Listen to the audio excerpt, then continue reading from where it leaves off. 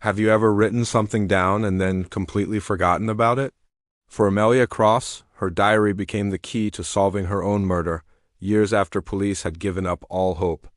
Amelia meticulously documented everything in her life, every fear, every warning she received, and most importantly, every single name. When she was tragically killed, the case quickly went cold, leaving her family without answers and a killer on the loose. But years later, a dusty, forgotten diary was discovered. As investigators turned its pages, they found a chilling narrative that laid out the entire conspiracy. The names she wrote down, the warnings she ignored. It was all there. Her own words, reaching out from the past, pointed directly to the person who took her life. This forgotten diary didn't just expose a killer, it delivered justice from beyond the grave. For more incredible stories, don't forget to subscribe. Amelia Cross wasn't famous. She wasn't an adventurer, a spy, or a thrill seeker. She lived a quiet, almost invisible life, keeping to herself and following a strict routine day in and day out. She was the kind of person you'd pass on the street and never look at twice. But Amelia had one habit that made her different, a secret ritual that no one else knew about. Every single night, without fail, she wrote everything down. Her life was documented in a series of diaries filled with the small, seemingly insignificant details of her existence. Small thoughts that flickered through her mind. Strange moments she witnessed. Names of people she met. Feelings she couldn't quite articulate or explain to anyone else. It was her private world, a space where her true self could finally breathe. At first, the pages were ordinary, almost mundane. She wrote about the stress of her 9-to-5 job, the minor arguments with a neighbor over parking, the random observations she made while riding the bus. It was the diary of a perfectly normal, perhaps even boring, life. But then, slowly, almost imperceptibly, something began to change. The tone of her writing shifted. It grew darker, more cautious. Her entries became more detailed, more specific. She started noting down exact times, dates, and recurring patterns that caught her attention. She wrote about a growing sense of unease, a feeling of being uncomfortable around someone she had once trusted completely. She described a chilling fear that she couldn't yet name, a shadow that seemed to be stretching over her quiet life. This wasn't just a journal anymore. It was becoming a record of her own mounting terror. The entries read like a desperate attempt to make sense of a reality that was slowly unraveling around her. She was trying to connect the dots, to understand where this creeping dread was coming from, but she kept it all to herself. No one knew she felt this way. No one else ever read those pages, until Amelia Cross was found dead. Suddenly, those ordinary diaries became the most important evidence in the world. Her private thoughts, her secret fears, were now the only voice she had left. Detectives opened the first book, and the story of her final months began to unfold. They read about the person she had started to fear, the small incidents that seemed innocent at the time but now looked like warning signs. The accidental encounters, the strangely specific questions, the feeling of being watched. Amelia's words painted a picture of calculated manipulation, of a predator hiding in plain sight. She had documented her own investigation without even realizing it. The name she mentioned, the patterns she observed, it was all there, a breadcrumb trail leading directly to her killer.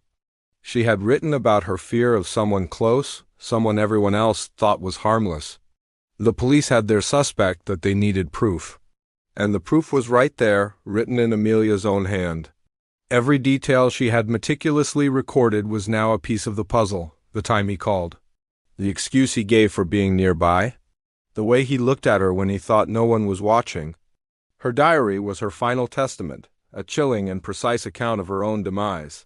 She had solved her own murder from beyond the grave. The quiet woman nobody noticed had left behind the loudest, most damning evidence imaginable. Her words were the key, and they were about to bring her killer to justice. Thank you for watching. If you found this story compelling, please hit that like button, and subscribe for more content just like this. We'll see you in the next one. Have you ever heard of a case so baffling it just stops? A mystery with no clues, no suspects, and no answers? Today, we're diving into a story like that, the chilling case of Amelia. Amelia was found in her apartment one quiet afternoon. The scene was strange, almost unnervingly normal. There were no signs of a struggle, no broken locks, no forced entry. Everything was in its place. Nothing was stolen. The police were initially baffled by the absence of a clear weapon.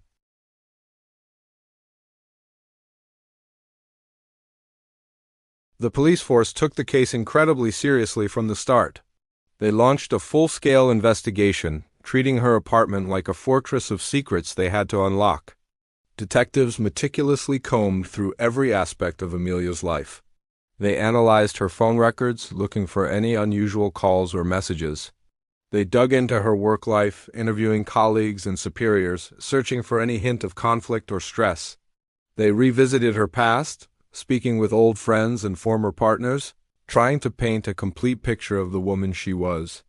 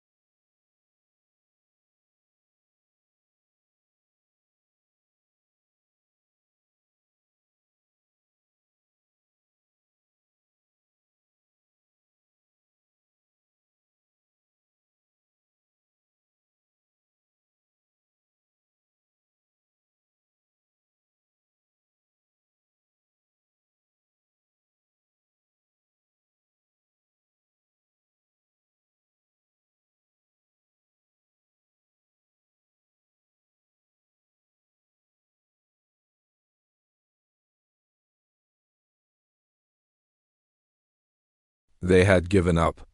The mystery of what happened to Amelia was destined to become another cold case statistic. In the aftermath, Amelia's personal belongings were carefully packed up and returned to her heartbroken family.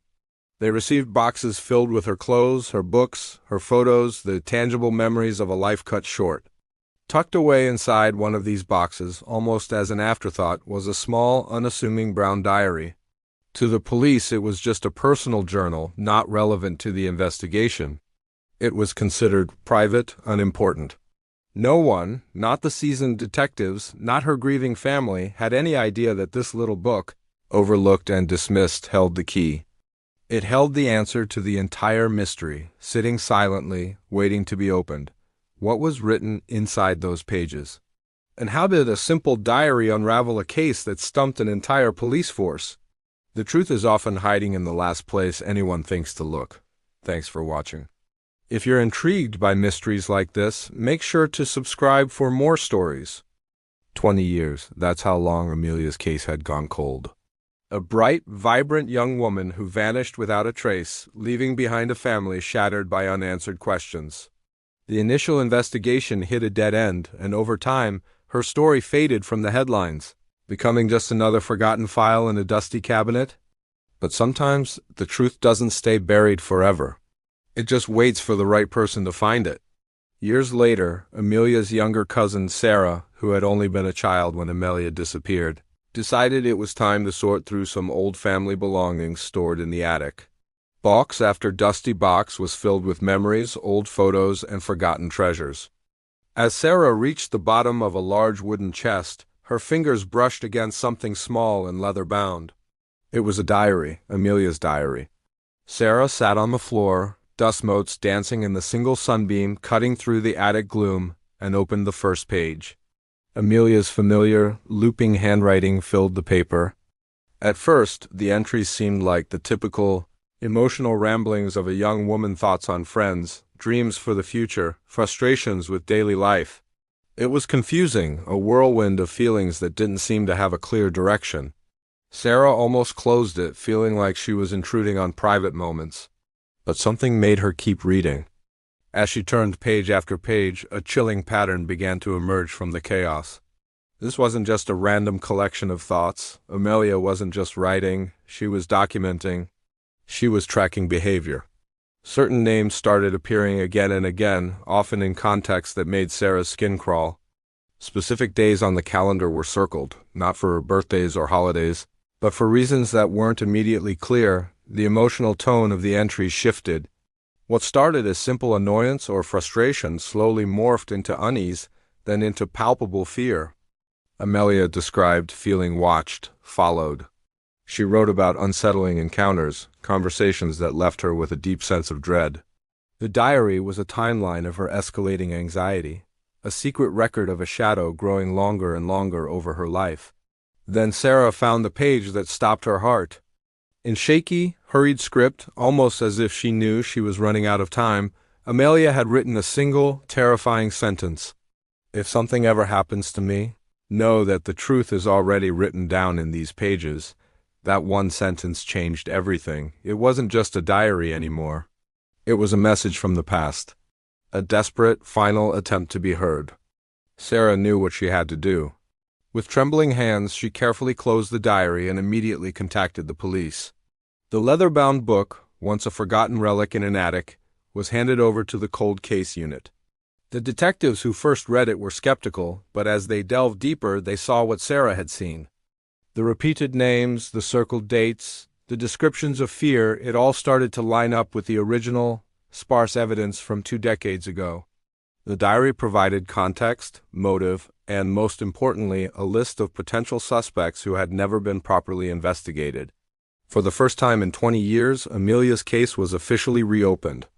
The diary wasn't just a collection of memories. It was the key.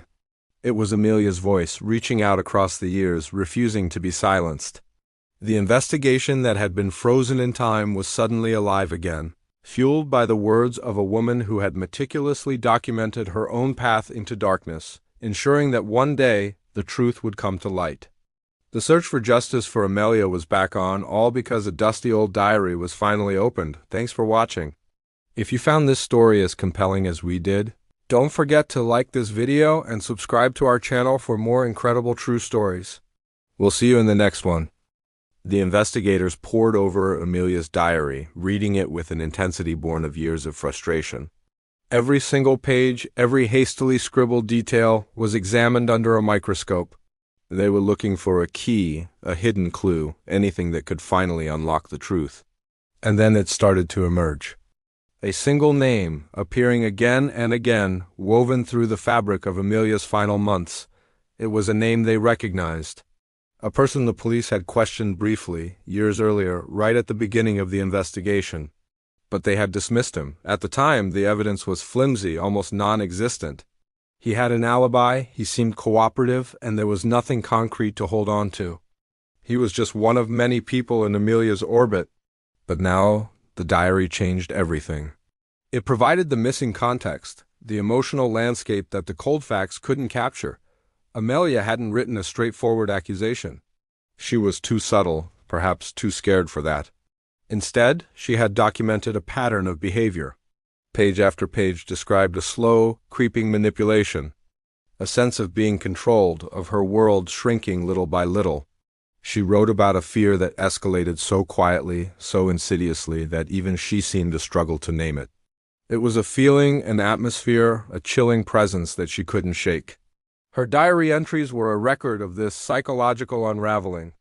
She documented strange comments, unsettling coincidences, and moments where she felt isolated and watched. It was the story of a person being systematically broken down, not with fists, but with words and actions designed to create dependency and fear. This documentation became the investigators' new timeline. It was a map of Amelia's inner world, and they used it to navigate the external one. They started a painstaking process, comparing the dates from her diary entries with a mountain of old data they had collected years ago. Phone records, cell tower pings, credit card statements, and even grainy surveillance footage that had once seemed meaningless. Suddenly, with the diary as their guide, patterns began to light up like a constellation. A phone call he claimed he never made? The diary mentioned a disturbing conversation on that exact day. A time he swore he was across town? Cell tower data, cross-referenced with a diary entry about an unexpected run-in, placed him just a block away from Amelia's apartment. The connections were undeniable, and a horrifying picture started to form. This person had been far closer to Amelia than anyone, including her closest friends, had ever realized. He had carefully constructed a facade, presenting one version of himself to the world while revealing a much darker side to Amelia in private. And most damning of all, he had lied. He had lied about his whereabouts, he had lied about the nature of his relationship with her, and he had lied about his actions in the days leading up to her disappearance. The diary didn't just point a finger. It drew a detailed, irrefutable line connecting his secret life to Amelia's deepest fears. The weak evidence from years ago was now reinforced by the weight of Amelia's own words. The suspect they had dismissed was no longer just a person of interest. He was the central figure in a tragedy that was finally, after all this time, about to be understood. The quiet documentation of a frightened young woman was about to become the loudest voice in the pursuit of justice. The investigation was reborn, fueled by a narrative written from beyond the grave. And this time, the police were not going to let him go. The investigators pored over Amelia's diary, reading it cover to cover again and again. They didn't miss a single page, not a single detail. And as they read, one name started to stand out, appearing with unsettling frequency. It was a name they recognized. A person police had briefly questioned years ago, right after Amelia disappeared, but had quickly dismissed. Back then, the evidence against them was flimsy at best, nothing more than a whisper of a connection. But now, with the diary in their hands, everything changed. The diary provided the missing context, the hidden narrative that had eluded them for so long. Amelia's words painted a chilling picture. She wrote about subtle manipulation, a slow creeping control that had woven its way into her life. She described a fear that escalated so quietly, so gradually, that even she seemed to have trouble naming it. It was a masterpiece of psychological pressure. Amelia never made a direct accusation in her entries. She never wrote, "I'm afraid of this person," or "they are hurting me." Instead, she did something far more powerful. She simply documented behavior. She noted odd comments, controlling actions, and moments of intense jealousy. Each entry was a small, seemingly insignificant snapshot. But when pieced together, those snapshots formed a terrifying timeline of emotional abuse and control. This documentation became the key that unlocked the entire case. The police took Amelia's timeline and began a painstaking process of cross-referencing. They compared the dates from her diary entries with phone records, text messages, and even old surveillance data they had collected years prior. And then the patterns began to emerge, sharp and undeniable. The dates matched. The behaviors described in the diary lined up perfectly with digital footprints and location data. This person had been far closer to Amelia than anyone, including the original investigators, had ever realized. They were a constant presence in her life, a shadow she couldn't shake. And most importantly, they had lied.